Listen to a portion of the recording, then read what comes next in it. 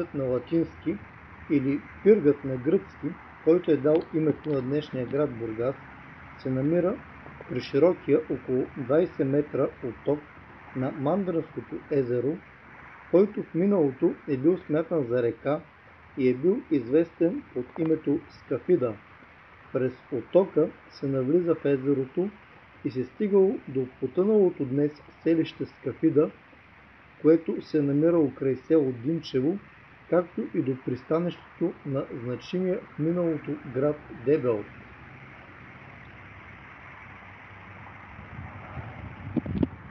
Скафида и Порус са отбелязани на картата на Пиетро Висконте от 1320 година, която се съхранява във Ватиканската библиотека. Предполага се, че западно от тази кула се е намирал моста, на който през 1304 година е станала битката между българската армия и византийците. За моста братя Шкорпил дават следните сведения. Стария път от Подизо е минавал към Мандърското езеро, като се разделял тук на два клона. Единият клон се отбивал за Дебел, а другия е минавал покрай морето тук към Порус, дето е преминавал широкото устие на Мандърското езеро в югозападната част на Бургаския залив. Остатъци от един стар мост, който е бил препречен над езерото, намерихме на североизток от Агрианския чифлик. Тук се намира една мостена подпорка. Тя има вид на един правоъгълник.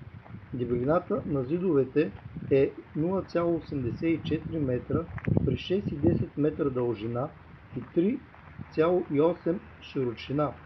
Подпорката е вътре куха. От малките четвъртити дупки по вътрешните стени се види, че е имало препречни греди. Посоката към отсрещния бряг на езерото има съборени подпорки от моста. Рибарите ни приказваха, че при ловене на риба мрежата закачала за подводните камъни. Както се научихме, минавали някои опитни хора през това място на езерото по съборните камъни на дълбочина 1 метър от отсрещния бряг до другия.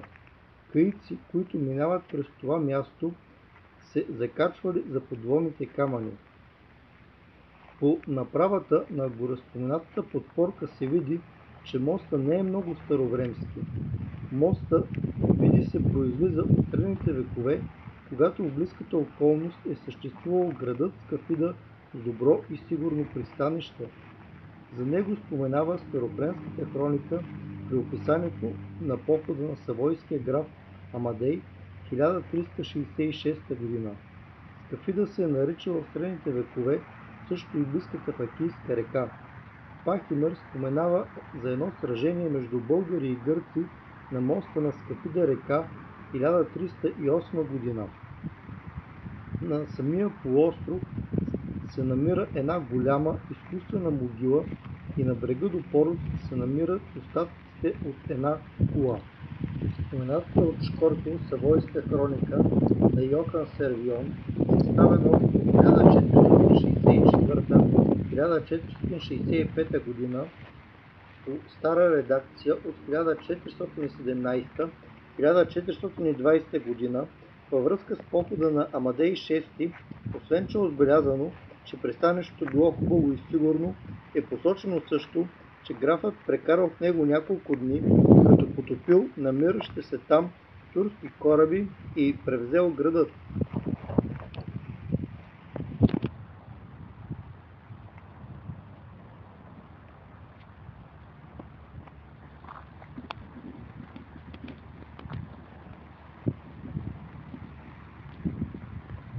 Изграждането на кулата се свързва с 8-редовия надпис от 1555 година от новата ера, намерен край село Кънчево, Сърдецка област, който гласи: Император Цезар Ели Хадриан Антонин, благочестивия баща на Отечеството, с трибунска власт за 18-ти път, консул за 4-ти път, построи бурги и президии за охрана на провинция Тракия, като Гай Юлий Комод Орфелиан, императорски наместник, пропретор, се погрижи да се построят бурги и президиум и по границата на Флавиевата колония Делутум. По време на разкопките в основата на кулата са открити керамика от натрошени амфори и бронзова монета на римския император Антонин Пий, които потвърждават, че укреплението е изградено по това време. През 5-6 век кулата е била сериозно реконструирана след опожарявания при различни варварски нападения и е използвана активно поне до средата на 15 век. Днес кулата е много добре запазена до височина почти 5 метра. През средновековието нейната височина вероятно е била стандартна за това време и е достигала 12-15 метра. Тя е квадратна със страна 6,4 метра. Основата на съоръжението е плътно изградена от големи каменни квадри, измазани с хоросан. В основата си кулата е малко по-широка, като се стеснява на около метър над повърхността. Пълнежът е от ломен камък, споен с бял хоросан.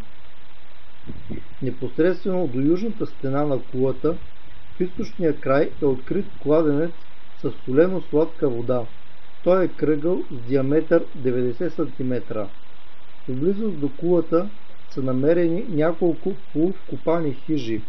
От тях са запазени само подовите нива със следи от огнища, овъглени дървени греди и плетове от стените и леки покриви. Там са намерени останки от керамични съдове, животински кости, железни предмети и монети.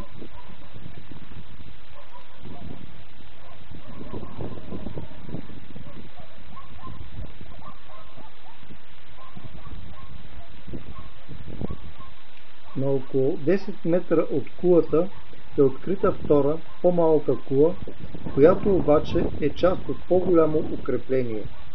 И двете кули са част от характерните за римската епоха бурги, вид укрепления с малък военен контингент до една кохорта, т.е. до около 60 души, които са били строени край пътищата.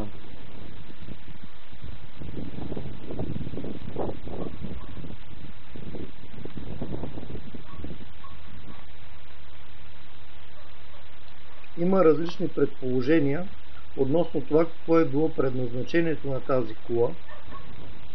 Според едни тя е служила като фар, според други тя охранявала брода, като е контролирала преминаващите оттам лодки, салове или някакви други транспортни средства. Друга възможност, която е най-вероятната и за която функция може да се съди от надписа, който е намерен при Пънчево, е, че тя просто е стражева кула, откъдето е наблюдаван от срещния бряг и е охраняван този участък, за да се защити намираща се по-натам колония Делутум, както и намиращи се на юг градове Созопол и Ахтопол. Кулата не е запазена и в цялата си височина, тъй че може само да се предполага как е изглеждала по-нагоре. Затова в останалата част от този филм ще бъдат разгледани няколко варианта, както за вида на кулата и моста, така и за тяхното евентуално предназначение и функциониране. Как би изглеждала кулата, ако е била фар и как би функционирала на това място? Едната възможност е да е била с открита горна площадка, на която е горял огън, така когато няма покрив и стени, които да го носят, светлината от огъня би се виждала по-далече, но пък по този начин огънят би бил изложен на метеорологичните условия и евентуално при един дъжд ще има проблеми с поддържането му, а именно в лошо време има най-голямо значение да има светлина от фара, Затова другата възможност е да има покривна конструкция над огъня и по този начин вече и при лоши метеорологични условия да няма проблеми кулата да излъчва светлина. Проблемът е обаче, че местоположението на кулата е вътре в самия отток, така че трудно би се виждала отдалеко. Друг съществен проблем с кулата е, че тя се намира в ниската част на южния бряг, който се възвишава зад кулата и всъщност от юг самата кула няма възможност да се види. Тя би била видима единствено от северната част от към сушата.